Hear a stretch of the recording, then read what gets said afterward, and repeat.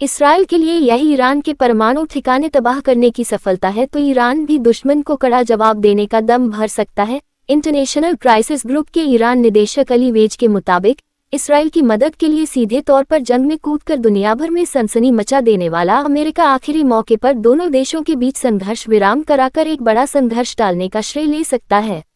अमेरिकी राष्ट्रपति Donald Trump की स्पष्ट घोषणा के फिलहाल इसराइल ईरान के बीच जंग थम गई है, लेकिन विशेषज्ञों का मानना है कि इस मुकाम पर युद्ध रुकना इसराइल, ईरान और अमेरिका तीनों के लिए अपनी अपनी जीत का दावा करने का मौका साबित हो सकता है। विशेषज्ञों की माने तो इसराइल के लिए यह ईरान के परमाणु ठिकाने तबाह करने की सफलता है तो ईरान भी दुश्मन को कड़ा जवाब देने का दम भर सकता है। इंटरनेशनल क्राइसिस ग्रुप के ईरान निदेशक अली वेज के मुताबिक इसराइल की मदद के लिए सीधे तौर पर जंग में कूदकर दुनिया भर में सनसनी मचा देने वाला अमेरिका आखिरी मौके पर दोनों देशों के बीच संघर्ष विराम कराकर एक बड़ा संघर्ष टालने का श्रेय ले सकता है। सबसे बड़ा सवाल है कि तीनों देश अपने अपने चेहरे कैसे बचाएंगे। तो जंग के बीच के घटनाक्रम पर गौर करें तो इसके सिरे इसी में छिपे मिल जाएंगे।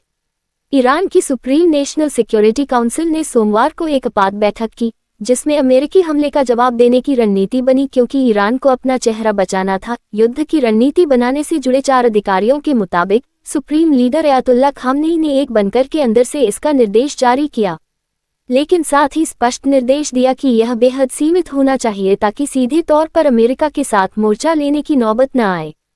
ट्रंप के रुख में नरमी आने की ईरानी नेताओं को थी उम्मीद। ईरान ने सीमित हमले कर ट्रंप को दिया संदेश।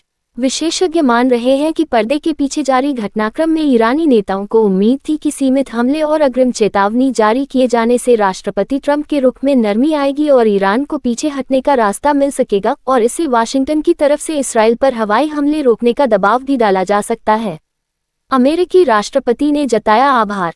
ईरान की रणनीति कारगर भी साबित हुई। ट्रंप ने बाद में कहा भी कि अमेरिकी सैन्य ठिकाने पर दागी गई 14 में से 13 ईरानी मिसाइलें पहले ही मार गिराई गईं और इसके कारण न्यूनतम नुकसान हुआ है। यही नहीं, ट्रंप ने पूर्व चेतावनी देने के लिए ईरानी नेतृत्व का आभार भी जताया।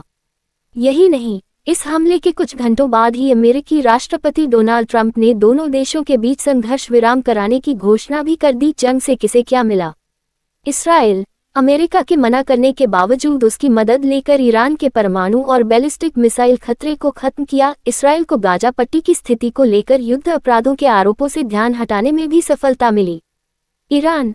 वैसे तो ईरान को इस जंग में काफी कुछ गंवाना पड़ा है, जिसके लिए संघर्ष विराम लागू होना किसी राहत से कम नहीं है, लेकिन वह दशकों से इस्लामिक गणराज्य के दुश्मन रहे इसराइल को कड़ा जवाब देने को अपनी सफलता बता सकता है।